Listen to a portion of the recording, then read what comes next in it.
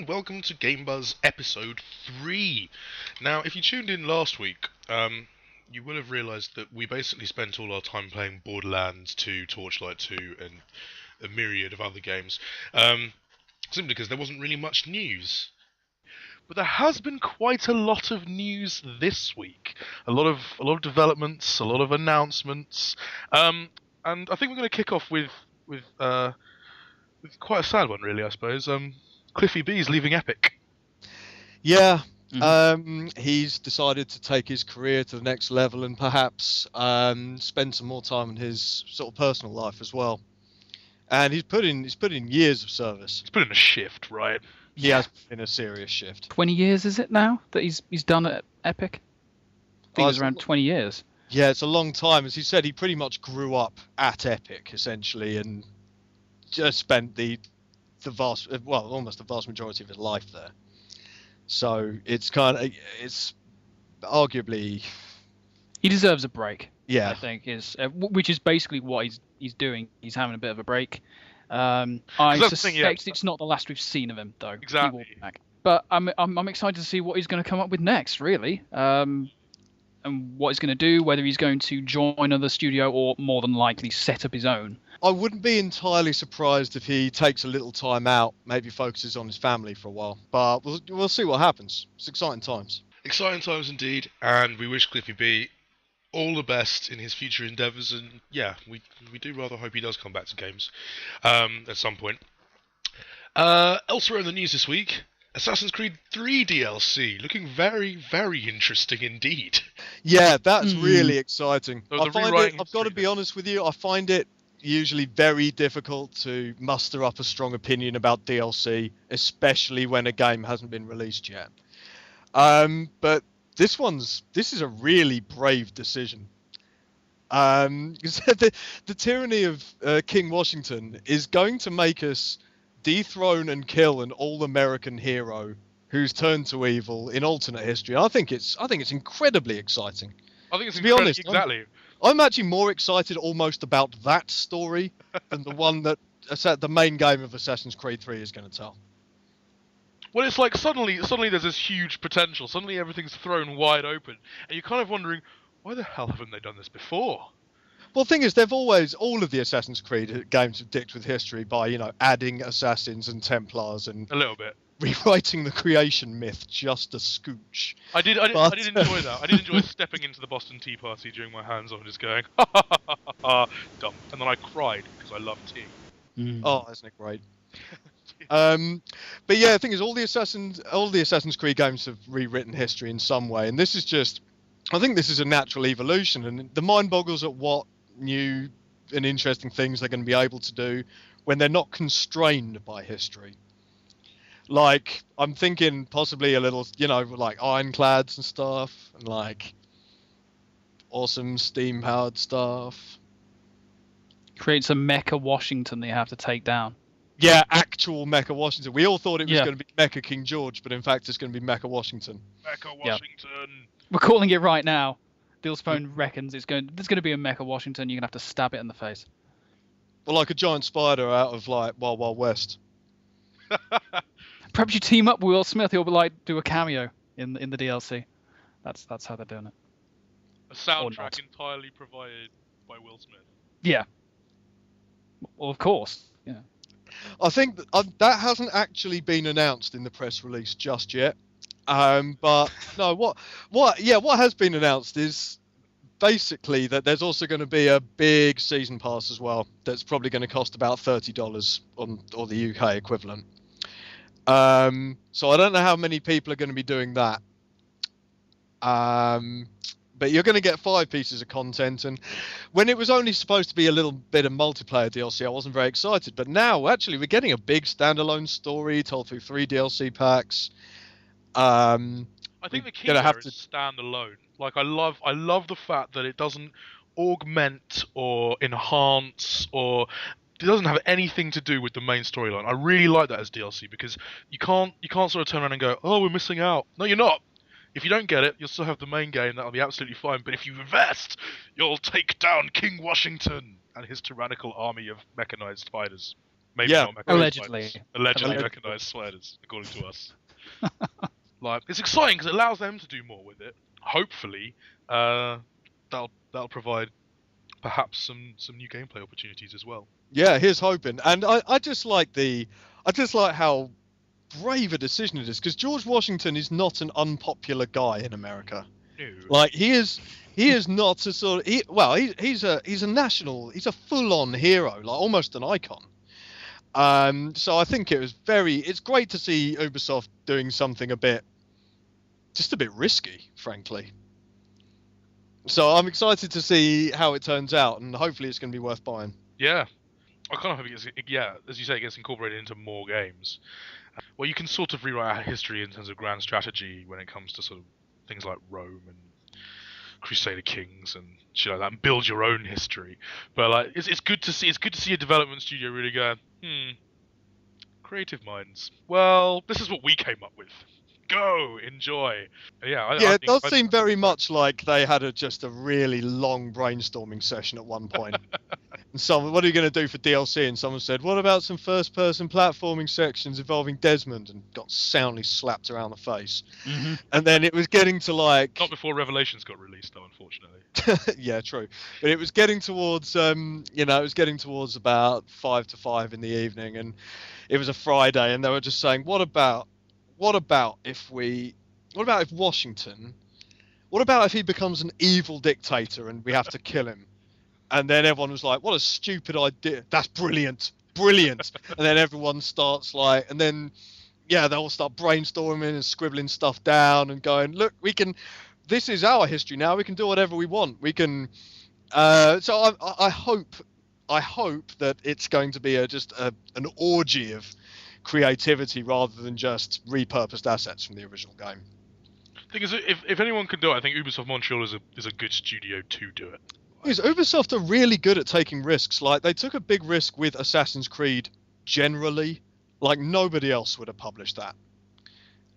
They take a fair risk on just publishing, getting onto new hardware early. They take risks on some of the things they do. Even Rayman Origins. I mean, that's not something you see a lot of publishers pumping out.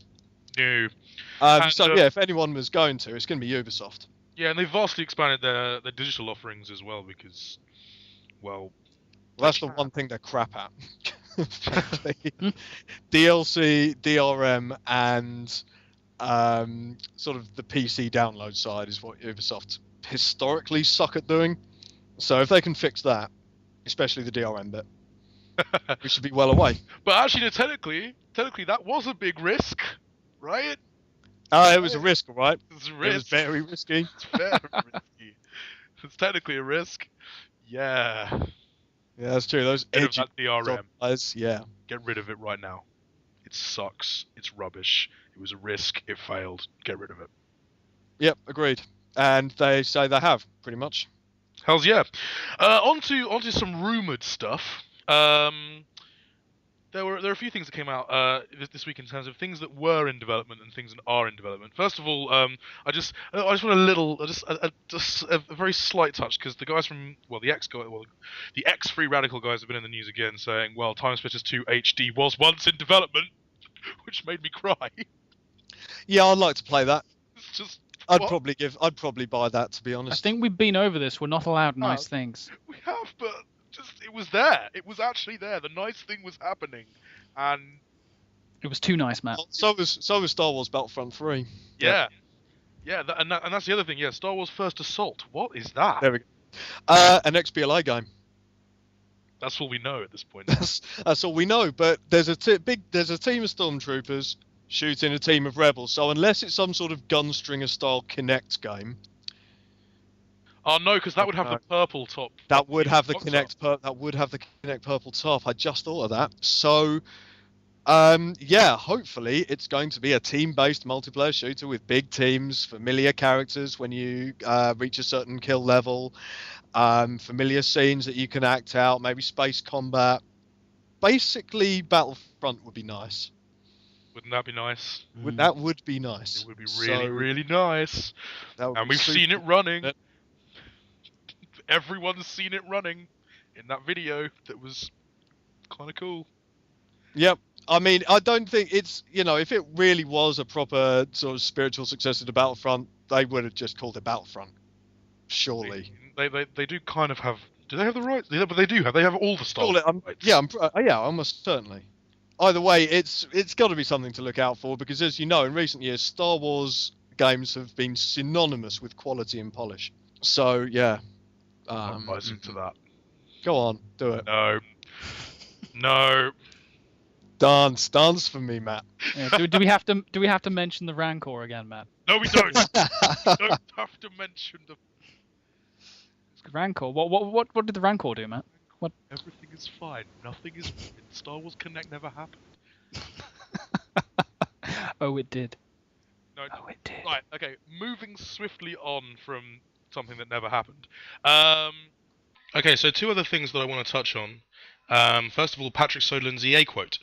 Oh, yeah. What? Yeah, okay. Saying we're super innovative. Look at all these sequels we're making. Yeah, that is that. What? He said the day we stop doing new IP is the day we go on live support. And Yeah, talk about any new IP. Yeah, thing is though, he did say, and I put this in the article, he did say that they are working on 5 new titles for next-gen systems. So, whether or not that's new IP, we don't know yet. I would assume maybe Battlefield 4, maybe in there, probably a racing game. And oh hell, mate, what about Mirror's Edge 2? Surely there's going to be another one of those at some point, surely. So why not make it next gen? There has to be. Yeah. Not to put too fine a point on it, there has to be. So, that would be my guess anyway. Can you imagine what would have happened if Ubisoft, after the 7 out of 10, arguably, that was Assassin's Creed 1, had gone, well, it was a nice idea. It didn't quite go as planned. Moving on. And we never had all the wonderful experiences that Ezio and Altair have given us over the years. If they'd done that with Mirror's, if they'd done that with Assassin's Creed, that would have been madness. Like, they can't do it with Mirror's Edge. It's too good of an idea. It's too good of a concept. It just needs some serious brain time. Yeah, and potentially, I almost hate to say it, but maybe it might need to be in third person sometimes as well. Maybe if they can sort out the whole nausea vomiting issue. Why didn't you see? I'm not. Yeah, no. Oh yeah, you did. Everybody did. It's first person platforming. Just those 3 words together are usually enough to make the job go. When you think about all the times that first person platforming has been implemented so well throughout the years. Hey, sup, Desmond? Yeah, sup, Half-Life. Yeah. Sup, crouch jump. How you liking Oh, that? crouch jump. Oh. Crouch jump. At least Black Mesa sort of went some way towards sorting that out a little bit. They've still got crouch jumpy bits, but they have redesigned, very subtly, a few of the later levels so you don't have to use it quite as much, which is... Thank you so much for that, Black Mesa. Yeah, nice one, guys. And yeah, just take Zen out and we'll have it later as well. That's fine. Kind of is, actually, yeah. Oh, that's so fine if you want to just keep Zen to yourselves. That's okay. So fine. Fine. Yeah. What? I don't know what just happened. A little bit of R&B there. I thought you were about to try and do the worst and most tasteless segue into Booth Babes ever. I thought you were doing your own fanfare as well. I got criticised for this last time we did a Game Bus when I wasn't really doing an Assassin's Creed segue. I don't just do terrible segues. I think you do them. You do them. I think you are doing them subconsciously. Subconscious. They're bouncing around in your mind, and they just want to get out. Yeah. And the problem is because they're not quite coming out right. It's a horrible mess. Were you talking about the Booth Babes or the segues? The horrible. Uh, Right, well now we're on it. Yeah. Now we're here. So yes, Eurogamer will be clamping down heavily on Booth Babes from next year. Good. Yeah. Yeah, that's fine. Like, to be fair, I actually thought they had a fairly stringent policy in there to begin with, and they did have sort of guidelines. We haven't seen a huge amount of them over the years. It's just disheartening to walk in, and no one I spoke to really commented on them at all. But yeah, there's very, very, very, very scantily clad women walking around with QR codes on their arse. And you're just like, it's just one of those moments where you just see it and you're just like, oh god, we're back in the 90s. I accept QR codes, so Yeah, but it's more like we're back in the 80s, really.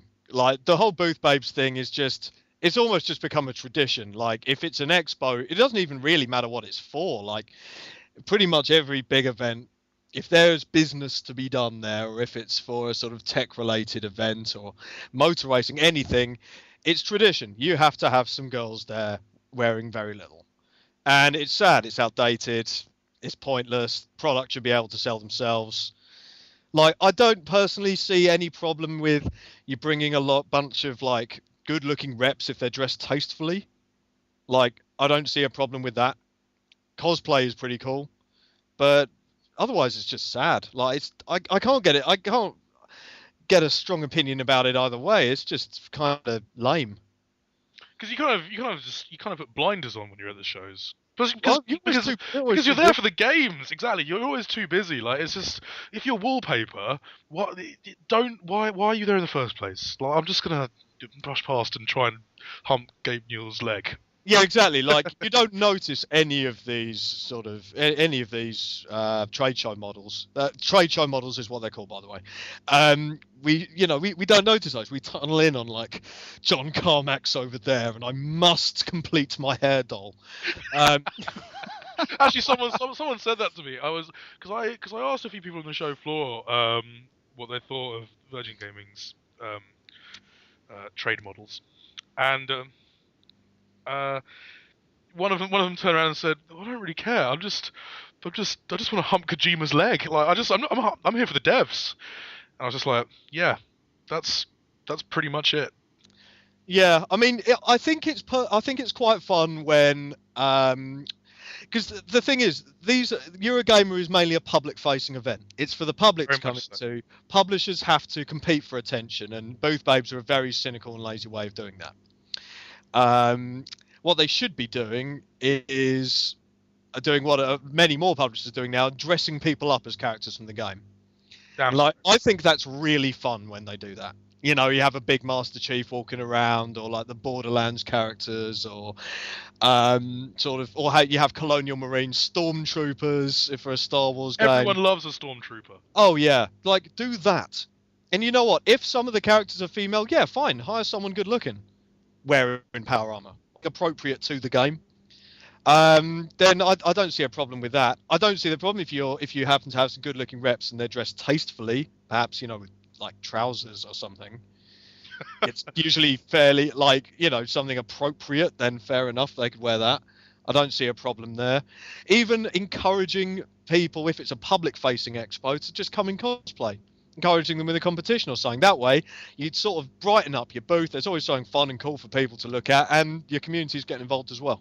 Absolutely, and I think you made a very interesting point when this story came out. The fact that because you've used the phrase public facing a lot, and the fact is that this is most prevalent at the most professional trade show we have. It's absolutely ridiculous. E3 is ridiculous. I've written some fairly serious tirades about this before, but E3 is a trade-only event. Public can't get in, and yet it's set out like a ridiculous fairground. Like, I'm just going to get angry if I talk about it, but the fact is, Gamescom is a public expo, and yet it's got a massive business centre, and it allows us to, do business in a quiet and well-managed environment where PR people don't get tinnitus and backache within 2 days and can actually organise their sessions properly. There's no need for booth babes. We're all there, and more specifically, just about the trade show models, we are all there on business. We don't need them. We know where we're going. We have appointments. It's outrageous. And E3 is the big one. E3 needs to be the first one, really, that sort of at least makes a token effort to act like a professional event. Exactly. I completely agree. Because the thing is, like we were saying this coming back from Gamescom last year, like wouldn't it be so much better if actually, quite frankly, we'd prefer it if E3 was just a collection of offices, really. That we just sort of went in, like played games, interviewed people, boom. Yeah. And that's kind of what Gamescom was, because you've got the public areas and the business area. So everyone can do what they need to do and everything's fine, and yet E3 is just a massive, ridiculous It's just ridiculous. I don't even want to talk about it. There's a year to go now, but it's awful, awful. Righto. Anyway. Tell you what. Do you know what my favourite piece of news this week was? What was your favourite piece of news this week? My favourite piece of news is a massive flub from Sony, which was a very well-intentioned comment from Fergal Gara, who, when asked whether the PS Vita would get a price cut, basically said yes, and it's coming next year. So what it's effectively done is told everyone, don't buy a Vita this Christmas. I've got a lot of love for Gara. He kind of tells it like it is. He's always willing to admit when Sony has perhaps mishandled something, like the PlayStation Move publicity. But oh man, when I've got to say, you guys, I hate to give away one of the tricks of the trade, but when a journalist asks you a yes/no question, you really want to think about which one of those you're going to reply with. Crystal Dynamics would have done well to remember that. Right. Not to put too fine a point on it. If we ask you a yes/no question, it's because we've loaded it. Well, I'm just thinking about this whole thing. I mean, have they said that they're bringing out bundles that are PS3 and Vita for this Christmas? They haven't discounted the possibility. I think that's a direct quote. My God, I'm turning into a corporate drone. They haven't. They haven't discounted the. You've been on the pulse this week, man. You've been on the pulse. I have been on the pulse. Been getting all the releases directly into my brain. So no, they haven't. I don't think that's confirmed, but they haven't counted that idea out, and they're actively considering it. So some retailers will probably be doing it. So to say, if they do that, there might be a reduction there, and then if you just want to get the Vita, then wait till next year, perhaps. Yeah, maybe that's the way they'll go about it. In balance, I think even with a price cut, I think it's going to be hard to beat that Sainsbury's deal. Yeah. 180 quid and a memory card and Little Big Planet. That's pretty much everything you need right there. Yeah. A price cut is going to get much cheaper than that. Frankly.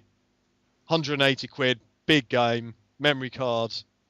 That's like, I don't know how much cheaper a Vita could get without Sony losing an enormous amount of money. Yeah.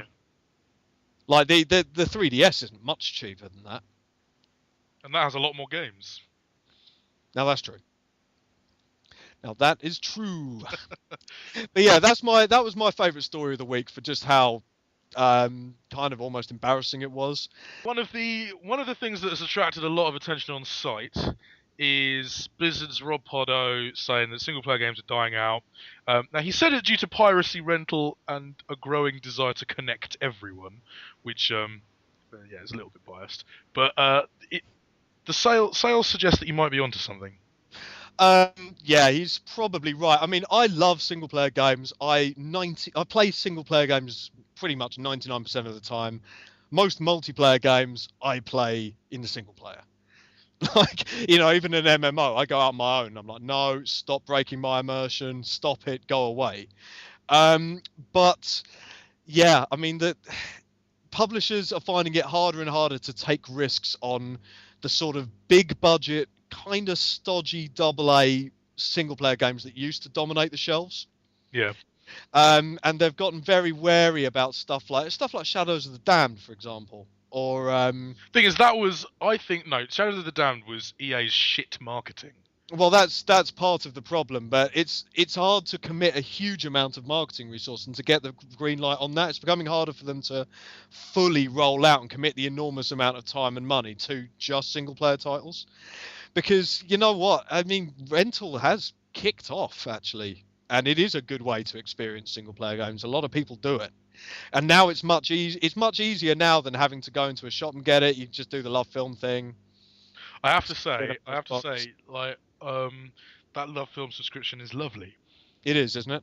It's really cute. You keep them as long as you want. Mm-hmm. And you're paying about 15 quid a month. Yep.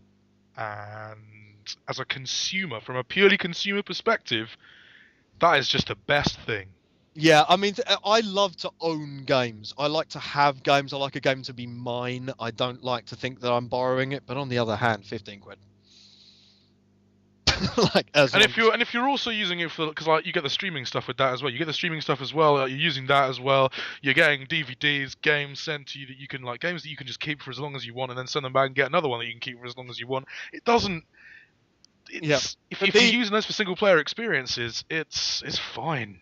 I mean that's how But here's the thing though: is Pardo is not saying that the entire concept of single player games is dead or dying.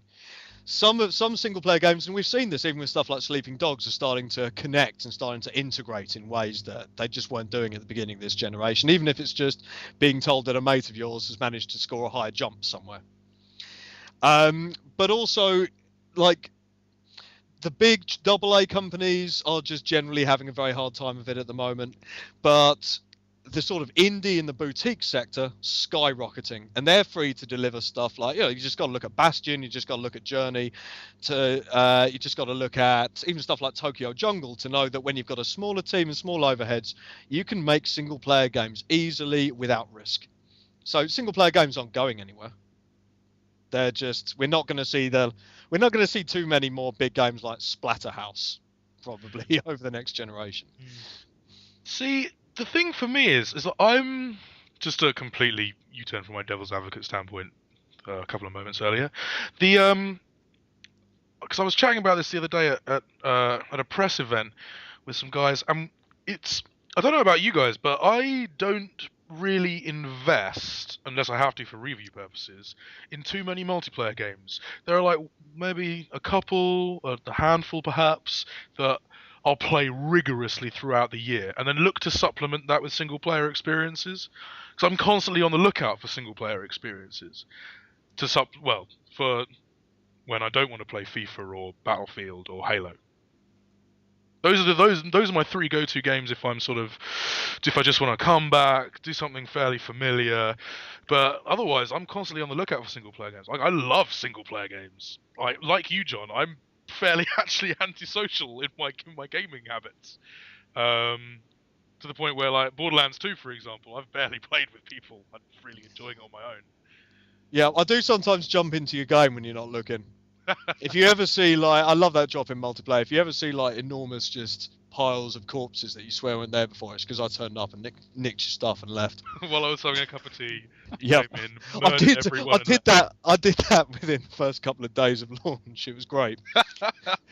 You were just standing there. I was running around you, just going, "Well, I'm going to take your loot then." Bye. You bastard. Well, you could have. I wanted to like adventure with you and stuff. I was about 12 levels higher than you, admittedly. That loot would have been shit for you anyway. Oh yeah, I just barely sold. I didn't even sell it. Probably, I just got rid of it. That's when there was a trail of guns leading into. I'm pretty sure I left some stuff as well, like stuff of my own, like good stuff. Maybe I did find a Maliwan SMG the other day that was lush. I wouldn't have given away my delicious Maliwan weapons. No, I'm like the wind when I'm in. Oh, so that Jacob porn, but no, but yes, but no.